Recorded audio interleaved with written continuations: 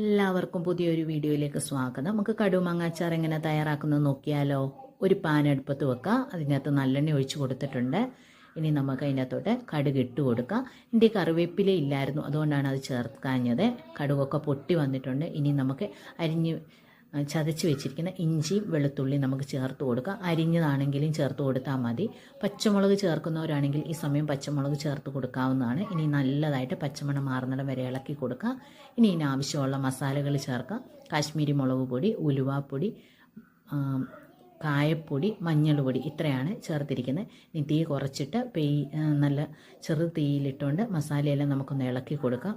മസാലയെല്ലാം നല്ലതായിട്ട് മൂത്ത് വന്നിട്ടുണ്ട്. അതിൻ്റെ ഒരു മണമൊക്കെ വരാൻ തുടങ്ങിയിട്ടുണ്ട്.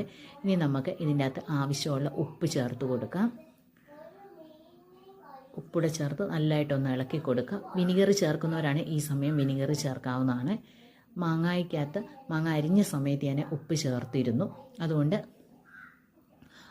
മാങ്ങ വന്ന് ഊറി അതിൻ്റെ അകത്തുള്ള വെള്ളമയമൊക്കെ വന്നിട്ടുണ്ടായിരുന്നു. അതോടുകൂടിയാണ് ഞാൻ ഇതിൻ്റെ അകത്ത് ഇട്ട് കൊടുക്കുന്നത്. ഇനി മസാലയെല്ലാം നമുക്കൊന്ന് മാങ്ങ മസാലയ്ക്കകത്തൊന്ന് നമുക്ക് നല്ലതായിട്ട് മിക്സ് ചെയ്തെടുത്തിട്ടുണ്ട്. ഇതിൻ്റെ അകത്ത് ഞാൻ അഡീഷണലായിട്ട് വെള്ളമോ വിനാഗിരിയോ ഒന്നും ഒഴിക്കുന്നില്ല.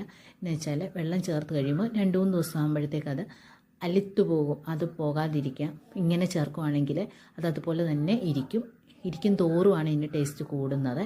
ഇനി നല്ല വെള്ളമയമൊന്നുമില്ലാത്ത കുപ്പിയുടെ ചെറിയ ചെറിയ ഭരണികളുണ്ട്, അതിലാക്കി നമുക്ക് സൂക്ഷിക്കാവുന്നതാണ്. ഇഷ്ടപ്പെട്ട ലൈക്ക് ചെയ്യണം.